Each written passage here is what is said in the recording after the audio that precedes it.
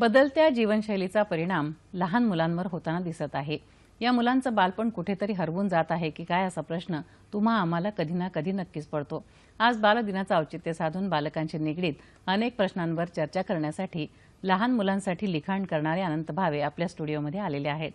Sir नमस्कार. 9:30च्या बातम्यांमध्ये आपलं खूप मनापासून स्वागत. बोला. गेली अनेक वर्ष तुम्ही लहान मुलांसाठी लिखाण करता, सातत्याने त्यांच्याशी संवाद साधता, कविता करता, कविता गाऊन दाखवता. तेच औचित्य साधून आज मला विचारायचं सर, या बालदिनाच्या निमित्ताने नेमकं या दिनाकडे तुम्ही स्वतः कसे बघता? मला असं वाटतं की बालदिन मुलांना मुलांच्या पद्धतीने साजरा करता यावा. पुष्कळ वेळेला पालकांच्या पद्धतीने आणि शिक्षकांच्या पद्धतीने बालकांवरती बालदिन आरोपित करतात.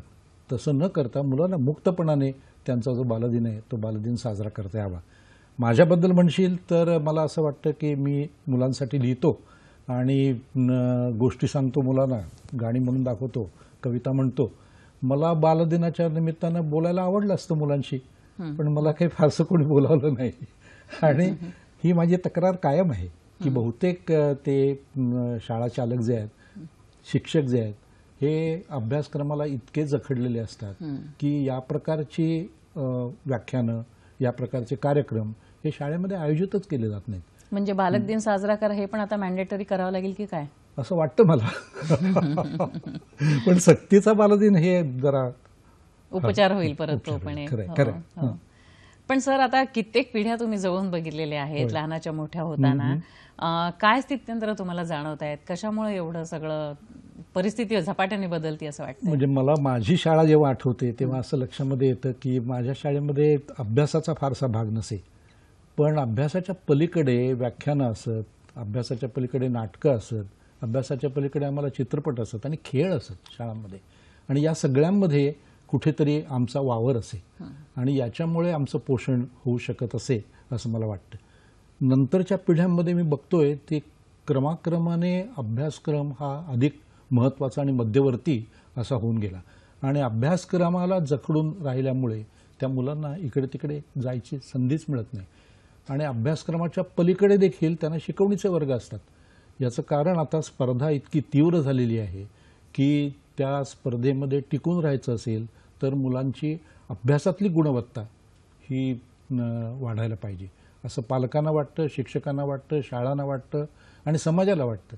त्यामुळे विद्यार्थ्यांवरती खूप मोठा ओझं पडतं असं मला वाटतं. पण या सगळ्यातनं सर्जनशील उपक्रमाला त्यांना वाव मिळत नाही, त्याच्यात त्यांची स्वतःची स्पेस सापडत नाही आणि मग ह्या सगळ्या चाकोरीबद्ध ह्याच्यामध्ये जेव्हा ते जगत राहतात मुलं, पालक आणि शिक्षक, त्या सगळ्यांमध्ये एक वेगळ्या प्रकारचा असुरक्षित भावना आणि एक ताण जाणवतो असं तुमच्या लक्षात येते का? नाही, हो. म्हणजे असं की मला असं वाटतं की समजा चित्रपट असतील, समजा नाटक असेल, समजा खेळ असेल, याची देखील एक घडी बसलेली आहे आणि त्या घडीच्या प्रमाणेच त्या मुलांनी त्याचं तसं वागावं असं अपेक्षा करतो आमचा सगळा समाज आणि ते बरोबर नाही. मोकळेपणा हा मुलांसाठी पाहिजे असं मला वाटतं आणि मोकळेपणाने जर मुलं वाढली तर त्याच्यासारखी वाढ नाही त्यांची होणार. तुम्ही शाळेमध्ये जाता, मुलांशी गप्पा मारता, तेव्हा काय तुम्हाला अनुभव येतो? मुलं काय बोलतात तुमच्याशी? तुम्ही स्वतः काय बोलता मुलांशी? मला आधी मुलं छानपैकी हसतात, त्यांना मी गोष्टी सांगतो. माझ्याकडे काही कात्रणं आहेत अनेक वर्ष जमवलेली आणि या कात्रणांमधली जी कात्रणं आहेत त्या कात्रणांचा जबरदस्त परिणाम होतो विद्यार्थ्यांवरती. कारण एक चित्र जसं बोलतं तसं तुमचं शब्द बोलत नाहीत, शब्द त्या प्रमाणात प्रभावी ठरत नाही.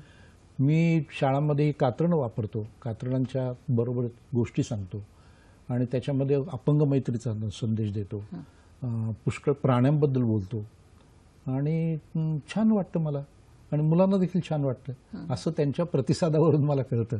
एका शाळेमधला अनुभव हा गमतीचा आहे. एका शाळेमध्ये माझं व्याख्यान संपल्यानंतर मला तिथे मुलांनी जवळ येऊन असं सांगितलं की आम्ही पहिल्यांदा तुमच्या कार्यक्रमामध्ये टाळ्या उत्स्फूर्तपणे वाजवल्या. नाहीतर आमच्याकडे एक शिक्षक असे म्हणे आणि तो शिक्षक सूचना करायचा की टाळ्या वाजवा आता म्हणून आणि ही सूचना ती संकेत ठरलेला असे, तो सूचना मिळाल्यानंतर टाळ्या वाजवल्या जायच्या. तर हे चमत्कारिकच आहे ना. म्हणजे टाळ्यांसारखी गोष्ट किंवा हसण्यासारखी गोष्ट जर मुलांकडून सक्तीने दिली जात असेल आणि कसं पाहुण्याला बरं वाटावं म्हणून, तर ते बरोबर नाही असं मला वाटतं. समाजामधल्या सगळ्या स्तरातल्या मुलांना जर एक समान वागणूक मिळावी असं वाटत असेल तर त्याविषयी तुम्ही काय सांगाल? खूप स्तर आहेत आपल्याकडे, जातीभेद, वर्णभेद, अगदी अगदी अगदी. वंशभेद, काय म्हणतात त्याला, सगळ्या प्रकारचे भेद आणि त्यातनं मुलांचं जे आणि फार अवघड हा विषय आहे. हे इतके भेद चमत्कारिक आहेत आणि ते घट्ट आपण धरून आहोत आपला समाज, की दशकानुदशकांमध्ये याच्यामध्ये खूप मोठा फरक पडलाय असं मला वाटत नाही. शहरी जीवनामध्ये पडलाय असं म्हणतात, परंतु मला नाही ते अनुभवायला येत. आणि हे जर भेद असतील तर त्या भेद नाहीसे करण्याच्या दृष्टीने आपली संवेदना ही जागी करणं हे आवश्यक आहे. माणूस म्हणून जगू द्या ना, मुलांना मुलांसारखं जगू द्या. आणि माणूस म्हणून जगण्याचा जो आनंद आहे तो आनंद मुलांनी मुलांसारखं जगण्यामधून त्यांना मिळेल असं मला वाटतं. या सगळ्या याच्यामध्ये एक जाणवतं का सर, की मुलांनाच ग्रूम करण्यापेक्षा पालकांना आणि शाळांनाच ग्रूम करणं खूप आवश्यक आहे असं वाटतं का सर? आणि त्या दृष्टीने काय सूचना कराल तुम्ही? नाही, हे सगळ्या घटकांनी लक्षात घ्यायला पाहिजे. पालकांनी देखील मुलांना मोकळेपणाने वावरू देणं, जगू देणं असं वाटतं. पण खुद्द पालकांच्याच काही अपेक्षा असतात मुलांच्याकडनं, आणि पालकांच्या अशा अपेक्षा असतात की मी आता इतक्या पदावरती पोहोचलेलो आहे, तर मुलाला त्या पदावरती पोहोचण्यासाठी जर स्पर्धा तीव्र असेल तर त्याने त्या चाकोरीतून गेलं पाहिजे आणि ते मिळवलं पाहिजे. आणि मुलाला मग मोकळेपणा हा मिळत नाही. आणि मला व्यक्तिशः असं वाटतं की मुलांना मोकळेपणा हा मिळायलाच हवा.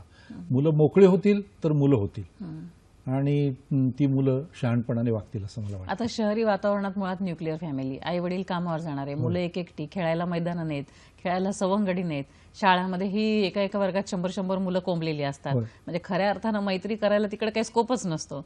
मग ह्या सगळ्यावरती तुम्ही काय भाष्य कराल? नाही, मला नाही चटकन भाष्य करता येत, पण मला मुलांनी मुलांसारखं वागावं, पालकांनी पालकांसारखं वागावं, आणि पालकांच्यावरती जास्त जबाबदारी आहे. मुलांना मुलांसारखं वागू देणं ही जबाबदारी पालकांची आहे, आणि पालक तसं वागू देत नाहीत. पालक स्वतःची स्वप्न जी आधी अपुरी राहिली ती स्वप्न त्यांच्यात बघतात आणि त्यांना वेठीला धरून ते करायला भाग पाडतात. मला इंजिनियर होता आलं नाही, आता तू व्हायला पाहिजेस. मला डॉक्टर होता आलं नाही, तू होता आलं पाहिजे. या सगळ्या आणि अनेक ज्या कला आहेत, छंद आहेत, या कलांची आणि छंदांची जोपासना मुलांनी करावी. आणि त्याच्यासाठी प्रसंगी त्यांनी अभ्यास, क्रमिक अभ्यास जो आहे, हा क्रमिक अभ्यास दूर ठेवला तरी चालेल, हे कधीतरी पालकांना सुचायला पाहिजे असं मला वाटतं, आणि मोठ्या प्रमाणात सुचायला पाहिजे असं मला वाटतं. आत्ता थोडी थोडी जाग येते. कुठेतरी असं पाहतो मी की खेळांच्या बाबतीमध्ये थोडा पाठपुरावा केला जातोय, पर्यावरणाच्या बाबतीमध्ये, निसर्ग दर्शनाच्या बाबतीमध्ये हा केला जातोय.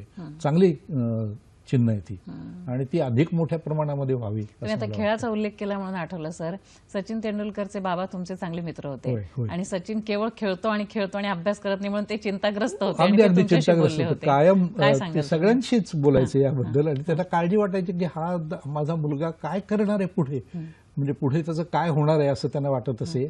परंतु सचिनने सगळ्यांना काय म्हणू चकवा दिला असं म्हटलं पाहिजे, की सुनील गावस्कर सारखा त्याच्याहून जरा पुढे असणारा माणूस आहे, क्रिकेट क्रीडापटू आहे, तो 21व्या वर्षी क्रिकेट खेळला. सचिन तेंडुलकर इतक्या झपाट्याने वाढला की तो 16व्या वर्षी कसोटी क्रिकेट खेळला. त्यामुळे वडिलांची चिंता मिटली की कसोटी क्रिकेट खेळायला लागल्यानंतर तो कसोटी क्रिकेट खेळत राहील एवढंच त्यांना बघणं शक्य होतं. आणि सुदैवाने त्याचं असं झालं की लागोपाठ त्यांनी इतका चांगला क्रीडापटुत्व दाखवलं. आजच्या बालदिनाच्या निमित्ताने जाता जाता अगदी थोडक्यात आमच्या पालकांना, तमाम पालकांना, जाता जाता तुम्ही पण एक ज्येष्ठ पालकच आहात, खरं काय मी एक अर्पण पत्रिका अशी लिहिली होती की पुस्तकाची, की मुलांनी मुलांसारखं वागावं आणि तसं वागू देणाऱ्या पालकांना अर्पण पत्रिका, की पालकांनी ही काळजी घेतली पाहिजे की मुलांनी मुलांसारखं वागावं आणि मुलांनी खुद्द मुलांसारखं वागावं. मुलं काही वेळेला इतकी आचरटासारखी प्रौढपणाने बोलत असतात आणि वागत असतात की ते मला बरं नाही वाटत. वा वा सर, छान गप्पा मारल्या तुम्ही आमच्याकडे येऊन आज बालदिनाच्या. अनेक अनेक धन्यवाद. Thank you sir.